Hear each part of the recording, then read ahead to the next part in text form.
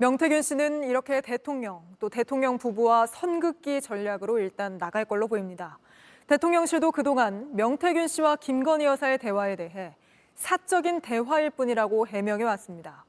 하지만 명 씨는 저희 취재진과 대화에서 김건희 여사가 캠프에 김영선 전 의원 자리를 만들어줬다고 말한 사실이 있습니다. 윤석열 대통령이 통화 녹취에서 김영선이 열심히 뛰었으니 이렇게 한 발언과 연결되는 대목이기도 합니다. 배승주 기자입니다.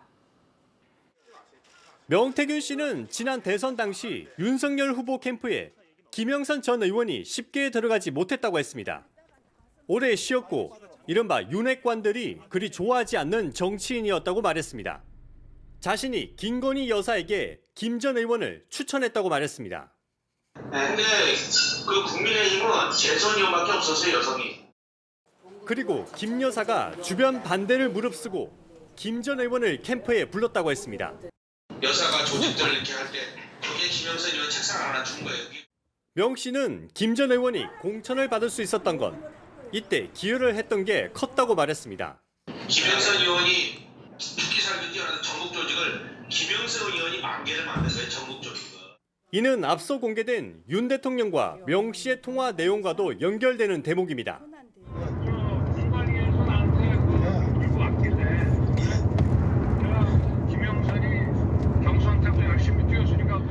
대통령실은 그동안 김 여사와 명 씨는 사적인 대화를 나눴을 뿐이라고 설명해왔습니다. JTBC 배승주입니다. 윤석열 대통령이 2022년 재보궐 선거 공천에 개입한 걸로 보이는 육성 녹취가 공개됐습니다. 다름 아닌 명태균 씨와의 통화입니다. 김영선이 경선때도 열심히 뛰었으니까 너는 김영선이 좀 해줘라 그랬는데 이게 말이 많네. 앞서 대통령실은 무슨 일을 하는지 모르는 분이라며 명 씨와 선을 그으려고 했지만 그런 명 씨에게 영부인 김건희 여사가 사과하고 매달리는 듯한 메시지가 공개된 데 이어 이번엔 대통령이 직접 공천을 논의하는 목소리까지 나온 겁니다.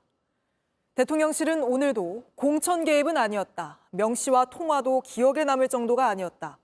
이렇게 부인하는 해명을 내놨지만 이 정도 해명으로 국민들의 참담함이 달래질지는 의문입니다. 당장 오늘도 저희 뉴스룸은 김 여사를 권력을 쥔 사람이라고 부르며 현직 국회의원에게 호통을 치는 명태균 씨의 녹취를 단독 입수했습니다. 하나하나 전해드리겠습니다. 먼저 이희정 기자입니다. 더불어민주당은 오늘 아침 긴급 기자회견을 열고 윤석열 대통령이 명태균 씨와 직접 통화하는 육성을 공개했습니다. 윤 대통령이 명 씨와 통화한 녹취가 공개된 건 처음입니다. 녹취에서 윤 대통령은 2022년 6월 재보궐선거 당시 자신이 김영선 전 국민의힘 의원 공천을 지시했다고 말합니다. 그러면서 국민의힘 공천관리위원회의 보고를 받았다고도 했습니다. 공관위에서 나한테 이거 왔길래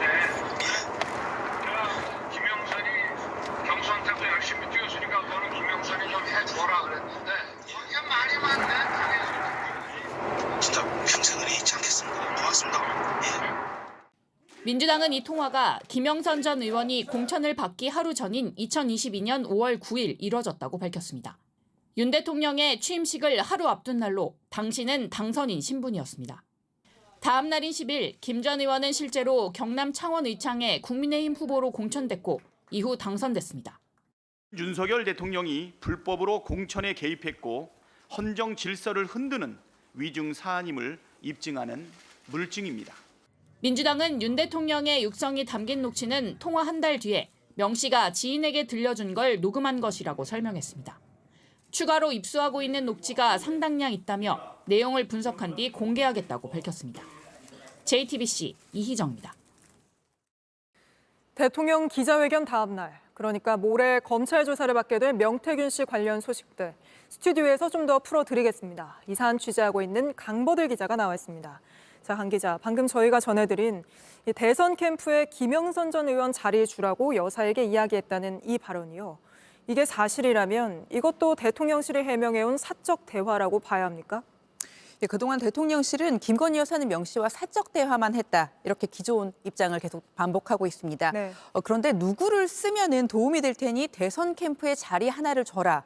이렇게 얘기를 주고받은 건 아무래도 공적 대화로 봐야 할 것 같습니다. 네. 다만 현재까지 이런 대화를 했다는 건 명 씨의 주장이고요. 실제 이런 대화가 있었는지 또 김 전 의원이 캠프에서 민생안전 특별본부장을 맡는데 명 씨 혹은 여사의 영향력이 작용했는지는 더 확인이 필요합니다. 명태균 씨는 일단 모레 검찰 조사를 앞두고 어제 변호사와 만나서 조사 준비에 들어간 거 아닙니까? 네, 명 씨가 선임한 변호인 김소연 변호사입니다. 네. 어제 두 사람이 처음 면담을 했는데요. 김 변호사와 저희가 얘기를 나눠봤습니다. 이 명 씨를 둘러싼 여러 의혹 중에 이 공천 개입 부분에 어떻게 대응할 생각인지 김 변호사 말 들어보시겠습니다.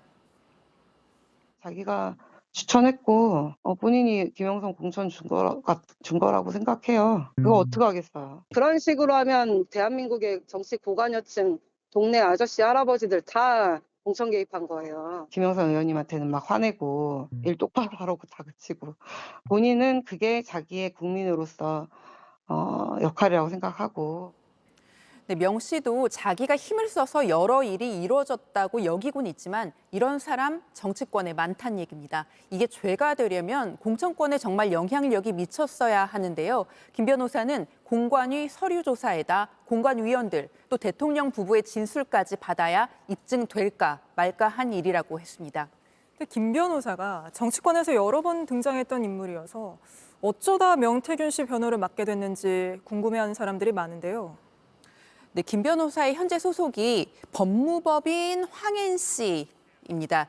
바로 김 변호사가 청년 최고위원으로 출마했던 지난 정당대회 시점에 이 당을 이끌었던 황우여 당시 비대위원장이 대표 변호사로 있는 곳입니다. 네. 그래서 황 전 비대위원장의 영향이 있지 않았나 싶을 수도 있는데요.